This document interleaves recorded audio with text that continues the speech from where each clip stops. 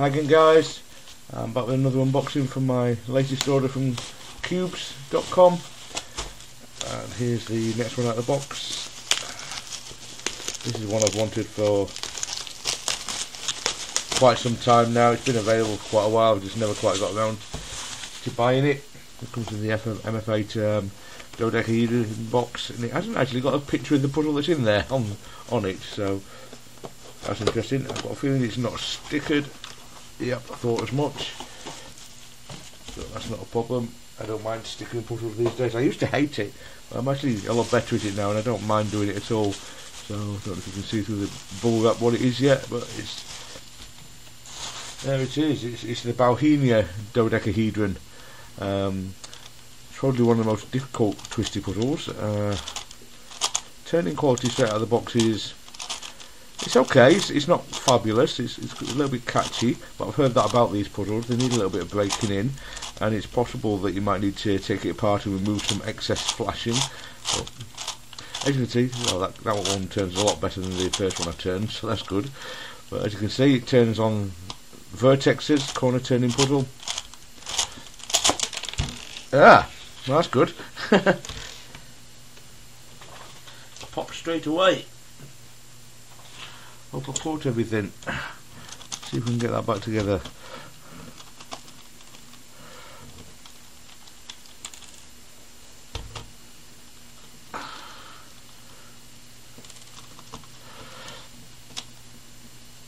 Let's see what we've lost. I've got 3 points I have.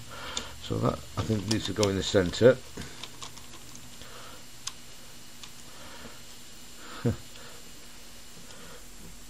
Or does it? Actually, I think it might go in the corner. Let's just get those little flower star points in, if I can.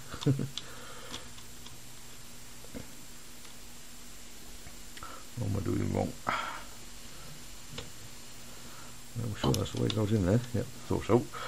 And then that goes in there. I think that must go down in the corner, maybe? No. No idea where that came from. Right, I'm going to have to take this apart a little more and see where these actually go, I think, but I can't see how to get this. It looks like it goes down in the vertex there somewhere, but I can't seem to get it to go down there, so I'm a bit unsure, so I might have to take another corner apart to have a look where that comes from. Oh, hang on, is that going in there now? I need a bit of force. No. Right, so yeah, I'll be back in a little while when I've had a look at this. Alright, so I've had a quick look, and it turns out I was looking at the right things, try and get it back in. It's just that there was another piece, one of the little star points stuck in the corner where it needed to go, and that's why I couldn't get that spike thing in. And what have I done with it now? Oh, it's in there, right. Yeah. So, hopefully we should be able to get this back together without too much difficulty.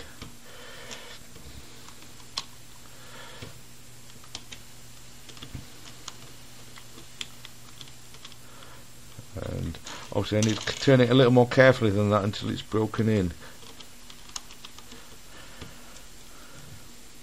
a bit. So some of these star points in. And then we should get the centre in, and then I think the petal will probably be the best thing to put in last. I don't know, I'm just guessing, but we'll see in a moment.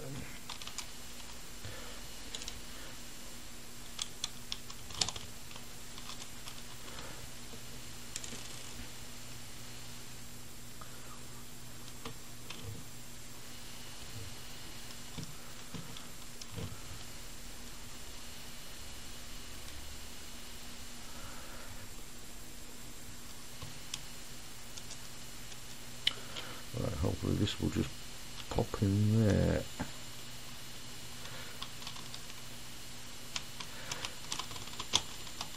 There we go. Okay, so let's try that again.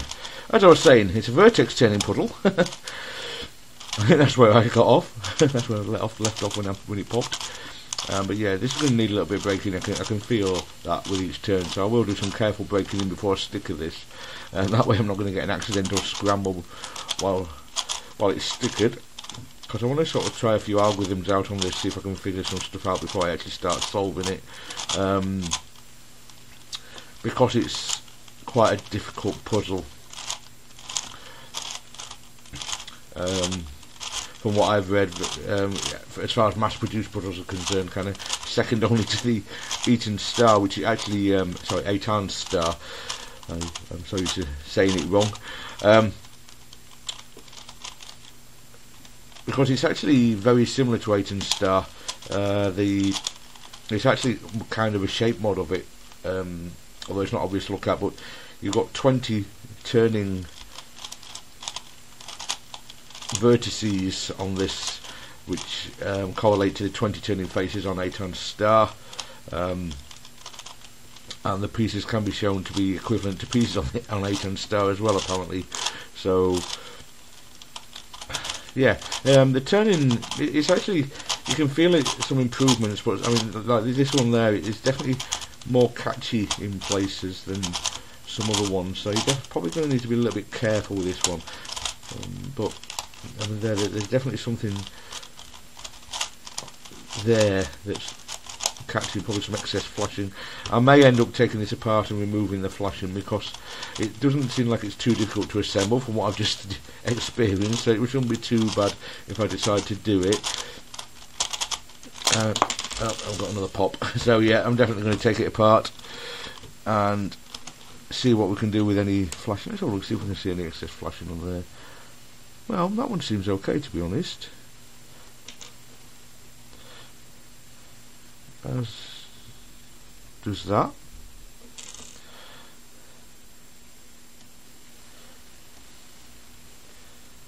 As does that. So it doesn't look like there's really anything on there. So I'm not sure. Maybe I'm just being a little bit too rough with it. It needs a bit more care than I'm giving it at the moment. Maybe that's the problem.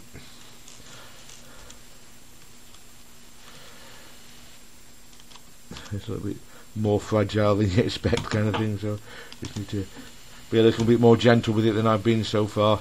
So yeah, I'll go away and see what I can do with it, and I'll come back with some more thoughts once it's stickered, etc. Hi again, guys. As you can see, I've got the Bauhinia stickered now. It looks great, but I was trying to sort of figure out a move sequence to try and swap around the little triangles, and I've reached that inevitable stage where I've done an accidental scramble, so I might as well just scramble the whole thing. I've tried breaking this in a fair bit as well, because there are definitely still some catches and pops and things. It's popped on me a number of times now. I had a look around, I couldn't find any excess flashing on the pieces or anything, which I've read in the past that can cause the pops, but it still doesn't turn great, so I may end up disassembling it and having a go anyway at some point if it doesn't improve. But it does seem to be turning a little bit better now that I've broken it in a little bit, so we'll see how it's like, what it's like after I've done a couple of solves on it. So yeah, we'll get this scrambled up so you can see what it looks like in its fully scrambled state. As I can see straight away, actually it's going to look fabulous while it's scrambled. I think I'll upload the video of the unboxing and the scramble by itself, so you're probably watching this before I've solved it, because this one, I think this one will be a while before I've actually figured out the solve, so I want to get the video kind of uploaded to allow you to see the puzzle a bit before that, because I actually couldn't figure out a sequence for those inner triangles at the moment, so that's going to take a bit of work still. As for the rest, I think I can hopefully figure them out. I think I've got an idea of how to approach the solving process at least. So that's something, but yeah, I think this one's going to be a while before it's complete. I'm very much looking forward to having a go, that's for sure. It seems like it's going to be a lot of fun to solve, and I know many people on the Twist Puzzles forum have said how much they enjoy the solving process of this puzzle, how fun it is to solve. So yeah, I'm quite curious about it, and very much looking forward to it. Yeah, the pops are happening. funnily enough, it's happened right there. I can show you exactly what was causing it. What happens is there's one of two situations. You get this one here where you can see what's happened is this little green triangle has got caught up on the corner of this yellow edge piece, and this kind of petally shaped piece is separated from the green triangle. And if I'd pushed it any further, you can see that that's just making a bigger gap, and it will pop if I try and push it any further. So that's one of them. So you just need to sort of like make sure that it's passing there before you turn it. The second one is very similar, but you'll get the edge of one. Let me see if I can just set it up so it'll do it. Yeah, there you go. You can see that if you haven't got that quite aligned, you'll see that the two small triangles interact with each other, and that will pop one out as well. So basically you've got to kind of make sure things are quite well aligned before you turn it. So that's a large part of the problem as well, I think. But then with such tiny pieces, that's not such a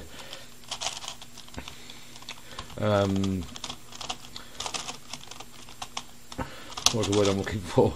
It's not such a unreasonable thing to happen, because you know that they are tiny pieces and there's lots of them. So, and there's the usual problem where any puzzle where you get lots of sharp edges in close proximity to each other, they do tend to catch, and you know there's not really a lot you can do about that as a puzzle designer, I don't suppose. You know, if they've got sharp edges facing each other, they're going to occasionally go the wrong side of the way they're supposed to go. So yeah, it's a fact of life. So yeah, I think we can call that one scrambled. I'll go away and have some fun trying to figure this one out. Hopefully I can manage it without any assistance, but it wouldn't be the end of the world if I had to look up some help on this one, because it is considered one of the most difficult ones, twisty puzzles there are. And yeah, I'm most certainly not the most skilled of solvers. I mean, yeah, I'm okay, I'm not bad, but I'm certainly nowhere near the best of the solvers you would come across. So yeah, if I have to enlist a little bit of help from better solvers than myself, then yeah, that won't be the end of the world. Alright then guys, thanks very much for watching. I will see you next time. I might do a full review of this puzzle at some point if and when I've got it solved, to let you know what I thought of the difficulty, etc. And yeah, better look at it, the solving process then. But yeah, this video will get uploaded as it is, and thanks very much for watching, and I'll see you next time. Bye.